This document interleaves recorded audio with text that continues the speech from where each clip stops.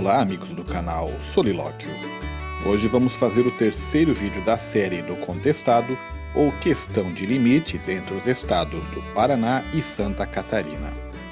Nos dois vídeos anteriores, vimos o histórico do litígio e como ele afetou os que viviam na região. Agora vamos ver como o problema foi, por fim, resolvido. Em 1896, os dois estados aceitaram, através de lei, que a questão fosse decidida por meio de arbitramento, e chegou a ser indicado o vice-presidente da República para ser esse árbitro. Mas houve irregularidade na lei que foi revogada pelo STF. O conselheiro Manuel da Silva Mafra, que advogava pela causa catarinense, fez um detalhado e importante estudo chamado Exposição Histórico-Jurídica por parte do Estado de Santa Catarina sobre a questão de limite com o Estado do Paraná. Como a capa do trabalho fala que a questão foi submetida à decisão arbitral por acordo de ambos os estados, talvez ele tivesse inicialmente realizado seus estudos para esse arbitramento que acabamos de mencionar, já que o posterior julgamento do Supremo não seria por acordo, mas seria uma ação de um estado contra o outro.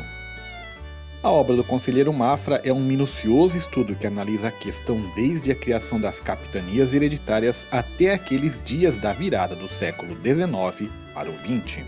Falhando a tentativa de decisão arbitral, a questão de limites foi judicializada e transitou no Supremo Tribunal Federal como ação civil ordinária 7, sendo o autor da ação o estado de Santa Catarina. Na ação, Santa Catarina requeria a condenação do Paraná a respeitar os limites legais dos dois estados. Claro que com limites legais, Santa Catarina queria dizer os limites que ela entendia ser os legais. Além disso, o Paraná deveria restituir os territórios que estavam em posse desse, mas pertencia àquele outro estado. A decisão do STF saiu em 1904 a favor de Santa Catarina. O relator do acórdão entregou, de forma resumida, muitos dos argumentos oferecidos pelo conselheiro Mafra. Primeiro, houve a preliminar de incompetência do tribunal para decidir essa questão, já que a Constituição Federal em vigor dava aos estados, e só a eles, o direito de decidir sobre suas fronteiras mediante autorização das respectivas assembleias legislativas envolvidas. O tribunal entendeu, sim, que não podia decidir sobre limites já estabelecidos. Mas esse não era o caso da questão em análise, pois a dúvida era justamente essa: quais eram esses limites? O acórdão afirmava que São Paulo, província da qual o Paraná fazia parte antes, reclamava territórios ao sul do Rio Negro e Iguaçu baseado no desbravamento, e não em cartas régias. Foi assim que Lages, de início, fez parte de São Paulo desde a sua fundação, em 1766, até 1820, quando então foi integrada a Santa Catarina. Ou seja, em linhas gerais, para o Supremo, o Paraná estava baseando seus argumentos na posse, enquanto Santa Catarina baseava em documentação, que era um título ou uma carta régia. Então, para o tribunal, era um embate entre o direito de Santa Catarina e a posse do Paraná, ou São Paulo antes, porque o Paraná integrava aquele estado. Então, quando falamos Paraná ou São Paulo, estamos falando do mesmo estado, um antes dentro do outro e depois desmembrado. Continuando na sua argumentação, o relator declarou que a posse não pode ser invocada em assunto de limites de jurisdição do poder público como elemento gerador de direito.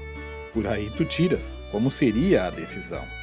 A posse alegada por São Paulo e o Paraná contrapõe Santa Catarina direitos firmados em títulos expedidos pelo poder competente.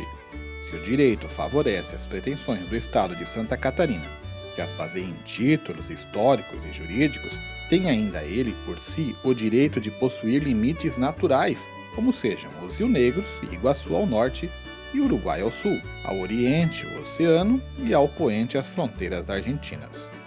Pelas razões expostas, acordam julgar procedente a ação nos termos da petição inicial e condenam o Estado réu nas custas. Aí estava a decisão tomada. Qual era a petição inicial? Recordemos, o Paraná deveria respeitar os limites legais entre os dois estados e restituir os territórios pertencentes ao estado autor, Santa Catarina, das quais está indevidamente de posse além desses limites. Ou seja, o Paraná deveria respeitar esses limites aqui, ó, mostrados no mapa.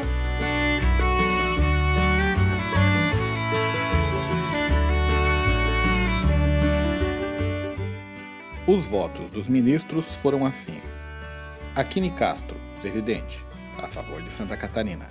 André Cavalcante, a favor de Santa Catarina. Pisa e Almeida, a favor de Santa Catarina.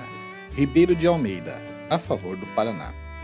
Almeida argumentou que a decisão que devolveu Lages ao seio catarinense valia somente para aqueles campos, não para todo o oeste que vinha depois. Ou seja, enviar Lages para a jurisdição catarinense não implicava em aceitar que todo aquele oeste era catarinense. Almeida também lembrou que o projeto de lei que criou o Paraná justificava sua criação, mencionando que a comarca de Curitiba confinava com as repúblicas da Argentina e do Paraguai e a província brasileira do Rio Grande do Sul. Se a lei que criou o Paraná não definiu explicitamente os limites, estes ficaram implícitos pelo texto do projeto de lei. Não havia Santa Catarina entre o Paraná e o Rio Grande do Sul, no oeste daquela região, segundo o texto do projeto. Manuel Murtinho votou a favor de Santa Catarina. Pindaíba de Matos votou a favor do Paraná. Ele concordava com os argumentos de Almeida e entendia, antes de tudo, que o STF era incompetente para julgar aquela questão. Macedo Soares votou a favor do Paraná. Ele concordava com Matos na preliminar, ou seja, no fato de que o STF não podia julgar essa questão, e no mérito ele concordava com Almeida, ou seja, que o Paraná tinha razão nos seus argumentos sobre os limites. Oliveira Ribeiro votou a favor de Santa Catarina. H. do Espírito Santo votou na preliminar contra a competência do STF em julgar o caso, e no mérito votou a favor do Paraná. Godofredo Cunha votou a favor de Santa Catarina, Antônio Pires a favor de Santa Catarina, e o acórdão informava também que estava presente Epitácio Pessoa, que na época era Procurador-Geral da República e Ministro do STF ao mesmo tempo, mas parece que não votou. Portanto, os votos deram 7 contra 4, a favor de Santa Catarina. Como foram as reações nos dois estados? O vice-governador catarinense Vidal José de Oliveira Ramos Júnior escreveu em seu relatório de 1904: desde a capital do estado até o mais humilde povoado, a auspiciosa notícia emocionou profundamente a população, que, possuída de nobre entusiasmo, aclamou delirantemente o emérito defensor dos direitos de Santa Catarina, conselheiro Dr. Manuel da Silva Mafra. Ele também mencionou um regozijo popular por toda parte, onde palpita um coração catarinense, e também mencionou estar feliz por acabar um motivo de atrito entre os dois estados. Mas no lado perdedor, o ânimo era outro. O governador paranaense mostrou sua decepção pela resolução dizendo: todas as corporações, todas as classes, o comércio, as indústrias, a magistratura, o clero, a imprensa, a mocidade, as forças intelectuais e de trabalho, todos os elementos conservadores vieram formular o seu protesto contra o julgado. Mas a decisão havia sido tomada. Problema resolvido então? Nem tanto. O Paraná recorreu, perdeu, embargou novamente o processo, perdeu de novo, e de qualquer modo, a decisão do STF não estava gerando efeitos práticos porque a decisão não estava sendo executada. Enquanto isso, os ânimos se exaltavam a tal ponto que forças nacionais foram chamadas para ocupar a região e evitar guerra entre os dois estados, e o conflito armado contra os poceiros já estava em curso, aquela chamada Guerra do Contestado. E então alguém tomou uma atitude para resolver de vez o que já estava resolvido. Em 24 de junho de 1915, o então presidente da República, Venceslau Braz, chamou ao Rio de Janeiro os governadores dos dois estados para definir a questão de limites de uma vez por todas. Ambos teriam que ceder um pouco para tentar chegar num acordo permanente. Muitos catarinenses não queriam nada disso porque entendiam que a decisão já havia sido tomada e só deveria ser executada, disse um jornal catarinense. Quero, porém, uma franqueza. Não creio no acordo. O Paraná não o deseja e tão somente simula aceitá-lo para, como noutras ocasiões, fazer parar a questão no tribunal. Penso que o presidente está perdendo tempo e latim. O acordo poderá vir, mas isso talvez somente aconteça durante a execução da decisão judiciária. E isso porque então o vencido não terá mais para o que apelar. Mas o acordo com o presidente continuou. Em 10 de abril de 1916, o presidente da República apresentou aos dois governadores dos estados em questão uma definição dos limites praticamente igual à que hoje vigora, tendo somente pequenos ajustes feitos pelos próprios governadores. Em 20 de outubro de 1916, este acordo é assinado entre os dois estados e o governo federal, resolvendo, de uma vez por todas, a velha questão. Ufa! Resolvido agora o contestado? Sim, resolvido. Olhando do ponto de vista paranaense, foi um acordo injusto porque ele perdeu todo o oeste hoje catarinense que ele entendia ser seu. Mas olhando pelo lado de que o Paraná já tinha perdido judicialmente até a região ao sul do Iguaçu, de certa forma o acordo promovido por Venceslau Braz lhe devolveu o Campo de Palmas e cidades hoje importantes como Pato Branco e Francisco Beltrão.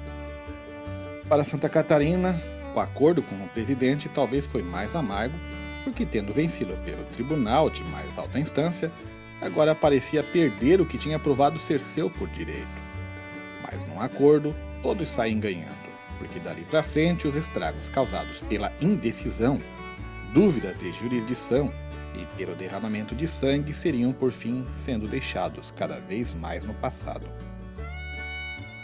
Por causa desse acordo, o município de Rio Negro acabou sendo dividido em dois, tomando como limite o rio. Ao norte do Rio Negro ficou o município paranaense de mesmo nome, e ao sul, desmembrado em 1917, ficou o município catarinense, que recebeu o nome do homem cujos intensos estudos permitiu o entendimento de que aquele lado do rio era catarinense, o conselheiro Mafra. Era criado então o município de Mafra. Hoje, muitos naturais de Mafra, Canoinhas ou Chapecó, em Santa Catarina, poderiam ter nascido paranaenses se o Paraná tivesse vencido a questão. Assim como muitos patobranquenses e beltronenses poderiam ser naturais de Santa Catarina se a decisão do STF tivesse sido executada. Pode parecer estranho hoje, porque as pessoas costumam criar lealdade à terra que nascem. Mas quer saber de uma coisa? Limites são puramente imaginários e decretados de modo arbitrário. Viva todos os seres humanos! Esperamos que tenha gostado desses 3 vídeos que analisam a questão de limites entre Santa Catarina e o Paraná. Lembrando que esses 3 vídeos são apenas recortes. Muito mais poderia ser analisado, estudado e comentado, mas não é a intenção desses 3 vídeos ser um documentário de várias horas.